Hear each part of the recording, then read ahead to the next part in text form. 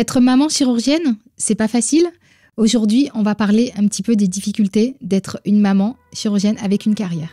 La chirurgie esthétique, fantasme, mythe et réalité. Et si on parlait enfin sans filtre? Bienvenue dans le podcast Derrière le masque. Dans ce podcast, je vous ouvre les portes du bloc opératoire, de mon cabinet et je vous embarque aussi avec moi dans le quotidien d'une maman chirurgienne. Ici, on parle technique, transformation, défis, réalité, passion. Mais pas que, on va aussi parler des galères, des difficultés, des déceptions, et tout ça loin des clichés. Vous êtes lycéenne, vous êtes étudiante en médecine, vous êtes femme chirurgienne, vous êtes maman chir, vous êtes pleine d'ambition, pleine d'énergie, et vous avez envie de mener tous les combats en même temps. Installez-vous, je vous embarque avec moi dans l'univers mystique, mythique et fascinant de la chirurgie esthétique et dans mon quotidien de maman chirurgienne. Faire des enfants quand on est une femme avec une carrière. C'est pas simple, hein. C'est pas facile. Comme toutes les femmes qui ont une carrière, il faut faire des choix. Il faut les placer au bon moment. Je pense que c'est une question de timing en fait, mais c'est quelque chose qui est pas simple. Ok. Et justement, quand on est un chirurgien femme, comment on fait? Alors déjà, quand on est une femme dans tous les métiers d'hommes, c'est jamais simple. Quand on est une femme chirurgien, alors il y a deux parties. Il y a un peu la partie internat. Quand on est interne et qu'on est des femmes, il faut pas se leurrer, on n'est pas traité de la même façon que quand on est un garçon, hein, ça tout simplement. Je dirais que quand on est ensuite diplômé, quand on a fini notre spécialité, on accède à une dimension encore différente.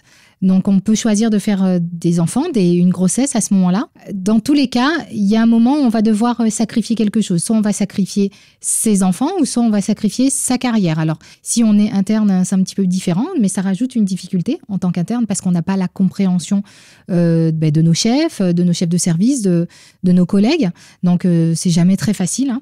Quand on est, une fois qu'on est installé et qu'on démarre une grossesse, c'est pas facile non plus parce qu'on a peut-être la liberté de pouvoir faire les enfants quand on veut, mais on a la pression de la réussite, on a cette pression du démarrage de sa carrière. Alors, c'est pas facile aussi parce que quand on est une femme chirurgienne, on est au bloc opératoire, c'est un métier où on a besoin de sa force, on a besoin d'être debout. Alors, avec une grossesse, c'est pas évident, les journées sont un peu longues.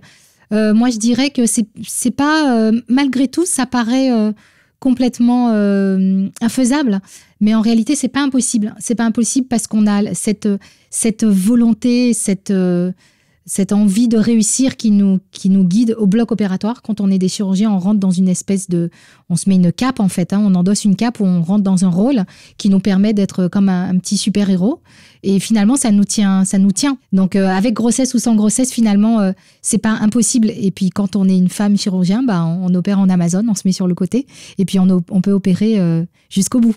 Et du coup, alors, quel est le meilleur moment? C'est impossible de répondre à cette question. Honnêtement, je ne sais pas quel est le meilleur moment. Moi, je dirais que pour démarrer une grossesse ou une vie de famille, il faut être entouré, ça quel que soit le métier. Et particulièrement en chirurgie, il ne faut pas être isolé.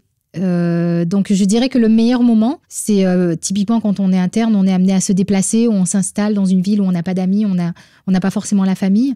Donc, il faut d'abord vraiment s'assurer avant tout d'être bien entouré parce qu'on ne sera pas beaucoup souvent à la maison, on fera pas les sorties d'école, les rentrées d'école, c'est compliqué aussi. Donc, il faut avoir de l'aide. Ok, et du coup, c'est un sacrifice?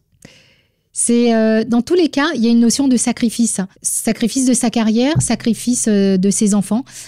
Personnellement, moi, je l'ai jamais vécu comme un réel sacrifice. J'avais pas l'impression de me priver de quelque chose, de me priver de ma carrière pour mes enfants ou l'inverse. Je dirais plus que c'est une équation. C'est un équilibre. C'est quand on est avec ses enfants, on est hyper content d'être avec ses enfants. Quand on est au bloc, quand on est au cabinet, il faut apprécier d'être là. En fait, je pense que quel que soit l'endroit où on est au moment voulu, il faut bien le vivre. Sinon, on passe son temps à être frustré, en fait, hein. Et le but, c'est de pouvoir profiter des deux situations. J'ai entendu qu'on parle de grossesse gériatrique. Ça te vexe? Non, c'est effectivement, on parle de grossesse gériatrique après 38 ans, 36 ou 38 ans. Non, c'est quelque chose, ça me fait rire plutôt, parce que, alors moi, pour le coup, je suis en plein dans le sujet, parce que moi, j'ai eu mes enfants à 38, 43 et 45 ans. Donc, j'ai eu mes 3 filles. Alors, je dirais oui, pourquoi pas, grossesse gériatrique, mais en tout cas, moi, j'étais en super forme. Donc, Après, j'ai eu la chance d'avoir des grossesses très faciles et des bébés vraiment hyper faciles. Mais bon, oui, le terme me fait un peu sourire. Ouais. Et as-tu des anecdotes en tant que maman chire? Alors oui, j'ai plein d'anecdotes. En tant que maman chire, ça m'est arrivé au bloc opératoire, par exemple. Ça nous arrive tout le temps de faire appeler nos nounous pendant qu'on opère parce qu'on est en train d'opérer et qu'on est dans l'intervention, on est dans le truc. Et puis, on voit que l'heure passe et qu'il va être 16h15. On avait prévu d'aller chercher les enfants à l'école et malheureusement, c'est pas possible. Donc, il faut vite appeler la nounou pour lui dire ou une copine, est-ce que tu peux aller me chercher ma fille à l'école? Donc, ça, oui, ça fait partie de notre quotidien. Des spectacles de danse ou des spectacles d'école ou des petites chansons. Moi, ça m'est arrivé de demander entre 2 interventions de connecter mon ordinateur et demander à une maman de filmer sur place pour que je puisse assister au petit spectacle de chant de Noël de ma fille à l'école. Alors, il y a des anecdotes un petit peu moins sympas. J'ai dû hospitaliser ma deuxième un jeudi, alors que j'opère par exemple le vendredi. Eh bien, jusqu'au bout, j'y ai cru, jusqu'à minuit, 1h, 2h du matin, en étant encore aux urgences, que je pourrais aller au bloc le lendemain. Et puis, on se rend compte que le bébé, il a besoin de sa maman et qu'on ne peut pas se couper en deux parce qu'on est aussi des mamans.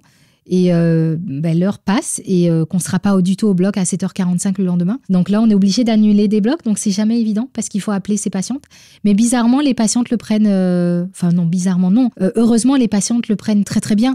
Elles comprennent, elles sont aussi souvent mamans. Et donc, c'est ça, les anecdotes, c'est de devoir annuler des blocs dernière minute, des enfants qui ont de la fièvre. Quand on n'a pas de filet, c'est pas évident. Au cabinet, oui, c'est 1 million de fois nos enfants qui viennent là au cabinet pour finir nos consultations, c'est déjà arrivé. Maman chire, ma fille qui joue avec mes prothèses mammaires à la maison, parce qu'on ramène les prototypes à la maison. C'est quoi? C'est moi, par exemple, je termine mes consultations tous les mardis à 16h10, très précise. Mais pourquoi? Parce que je veux être au portail de l'école pour être la première maman arrivée à l'école, pour aller acheter le goûter, pour pouvoir faire le chignon de ma fille qui a son cours de danse classique à 17h15. Donc, ça, c'est des petites anecdotes. On organise sa vie de maman chirurgienne pour être disponible, en fait, pour être là pour nos enfants.